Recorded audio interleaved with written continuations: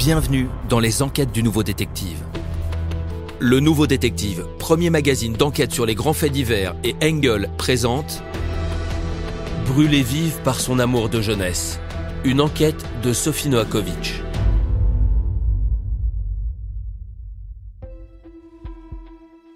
Devant son miroir, Sandy Quecheval n'en finit pas de s'admirer. En mars dernier, elle pesait encore 110 kilos. Mais après une opération de l'estomac, des mois de convalescence difficiles et un régime drastique, ses efforts ont enfin payé. Son corps, épaissi par les grossesses, a fondu. En ce début d'été 2020, elle ne pèse plus que 70 kilos et peut enfin porter tout ce qu'elle veut. À 33 ans, c'est peut-être la première fois qu'elle se trouve belle, la première fois qu'elle s'aime.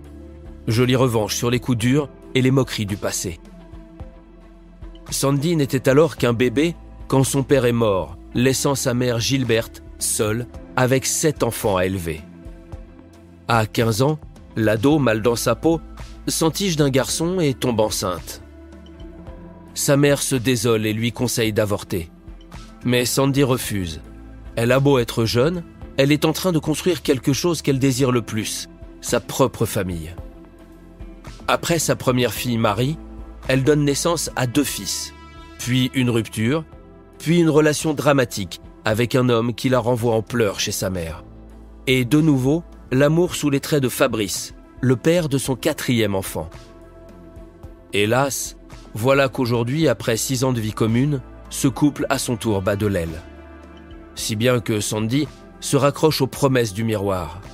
Elle est mince, sexy et capable de séduire. Ce nouveau look, c'est sa chance de repartir à zéro. Et ça tombe bien, un homme vient de la contacter sur Facebook. Et pas n'importe lequel. Jonathan Boylett, un garçon dont elle était amoureuse au collège. En 3e, c'était un tombeur qui méprisait les petites boulottes comme elle. Si elle avait tenté sa chance à cette époque, c'était le râteau assuré. À présent, la roue a tourné et c'est lui qui l'inonde de messages, qui like et commente toutes les photos qu'elle poste. Clairement, le beau brun la drague. Sandy est flattée. En juillet dernier, même si elle vit toujours avec Fabrice, elle accepte de prendre un verre avec Jonathan. Et entre ces deux-là, tout va très vite. Comme Sandy n'a pas de secret pour sa mère, elle lui envoie une photo de son amant. Tu te souviens de lui ? C'est Jonathan Boyer ? Non mais, c'est pas du tout un gars pour toi. Prévient Gilberte. Gilberte sait déjà, grâce aux rumeurs du quartier, ce que sa fille refuse de voir. Jonathan est un type à problème. À 18 ans, il a quitté la maison pour échapper à l'éducation sévère que sa mère Anita tentait de lui imposer. Il a trouvé du travail dans une entreprise de travaux publics, mais il passe la plupart de son temps libre le nez dans la coke. Et ça ne lui réussit pas. Ses excès lui ont déjà coûté cher. Sa première compagne l'a quitté, emmenant ses 3 enfants. On lui a retiré son permis, mais il a continué à conduire et il a forcé un barrage de police pour échapper à un contrôle. En 2018, il a agressé des pompiers et s'est retrouvé en prison, où il a remplacé les drogues dures par des tranquillisants comme le Valium ou le Xanax qui lui ont bousillé le moral. En cellule, il a fait une tentative de suicide. Après un énième séjour en prison, il vient d'être libéré quand il jette son dévolu sur Sandy. Et c'est peut-être cette fragilité qui attire la jeune femme, parce qu'elle se sent invincible depuis qu'elle a perdu du poids. Elle est persuadée de pouvoir sauver Jonathan, de l'arracher à ses démons. Alors, elle envoie tout valser. Elle quitte Fabrice et surtout, elle n'écoute personne. Pas même Anita, la propre mère de Jonathan, qui la met en garde. Pourtant, Jonathan, qui est d'une jalousie maladive, ne lui fait aucun cadeau. Surtout quand Sandy soigne son apparence. Oh mais t'as vu comment t'es habillé là ? Tu sors faire le tapin ou quoi ? Allez, va te changer tout de suite. Plutôt que de se rebeller, Sandy préfère se plier aux exigences de son compagnon. Alors, elle ne dit rien. Même quand il débarque devant chez elle pour s'assurer qu'elle n'est pas en train de coucher avec Fabrice, son ex. Il lui arrive aussi, à n'importe quelle heure du jour et de la nuit, de téléphoner à Marie, la fille de Sandy. Dis à ta mère de se connecter tout de suite sur FaceTime, je vais voir ce qu'elle fait. Pour protéger ses enfants, Sandy tente de le tenir à distance. Pas simple, car il squatte quasi quotidiennement devant sa porte, une bière à la main.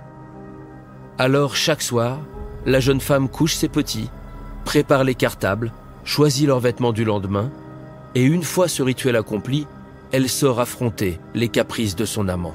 Elle ne le reçoit jamais chez elle, mais s'arrange toujours pour le retrouver chez sa mère Anita ou chez des amis qui l'hébergent. Et leurs retrouvailles ne sont pas toujours tendres.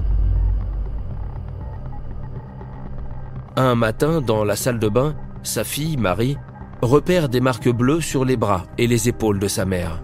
C'est rien, ma chérie, t'inquiète pas. Je veux savoir d'où ça vient. C'est Jonathan? Il t'a frappé? Quand on a des relations, tu sais, parfois c'est un peu brutal.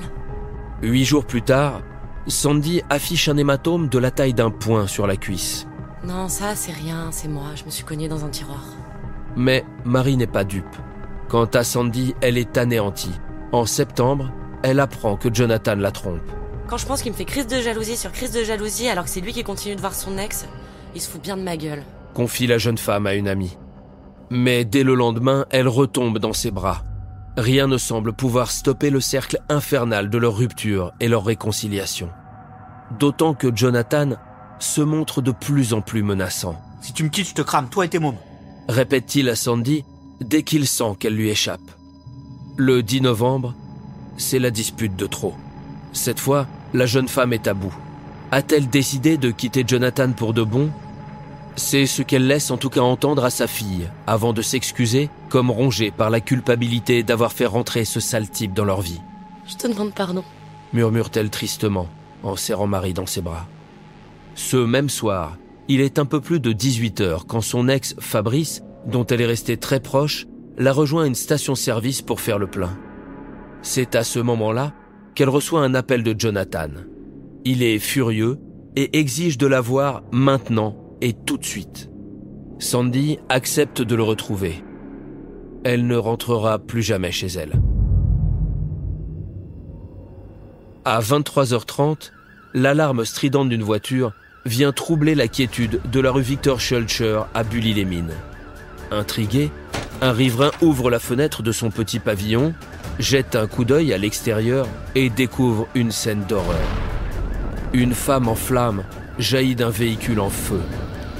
Une véritable torche humaine. L'homme attrape une couverture sur son lit, se précipite dans la rue pour envelopper la malheureuse qui se tord maintenant de douleur sur le trottoir. L'odeur de chair brûlée se mêle à celle de l'essence.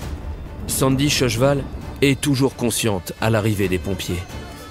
Dans un râle, elle dénonce son bourreau. C'est Jonathan Boyer qui m'a fait ça. L'ancien tôlard avait juré de la cramer. À leur dernier rendez-vous, il a apporté un bidon de 5 litres d'essence et il est passé à l'acte avant de s'enfuir dans la nuit. Brûlé sur 70% du corps, Sandy est transportée dans un état critique au service des grands brûlés du CHU de Lille. Plongée dans un coma artificiel, elle succombera à ses blessures le 17 novembre, après 7 jours d'agonie. Jonathan, lui, n'est pas allé bien loin.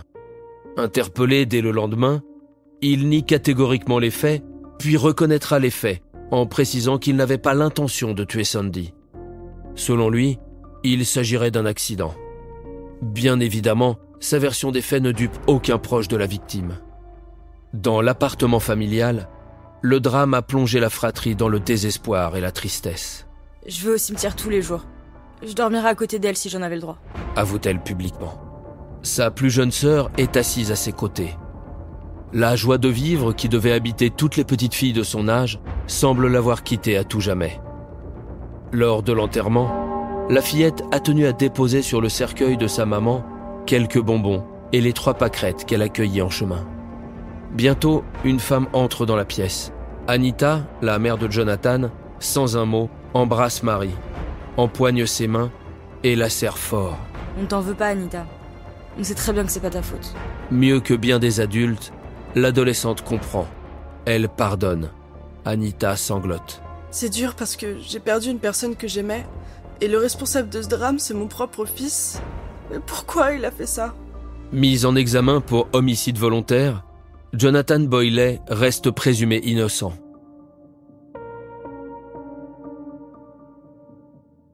Pour ne rater aucun épisode, abonnez-vous à notre podcast sur votre plateforme d'écoute et retrouvez tous les mercredis nos enquêtes dans le magazine Le Nouveau Détective. Nos podcasts et nos enquêtes sont également disponibles sur lenouveaudétective.com. Si l'affaire n'a pas encore été jugée ou venait à passer en appel, nous rappelons que les protagonistes bénéficient toujours de la présomption d'innocence. Les noms et prénoms de certains personnages sont susceptibles d'avoir été modifiés.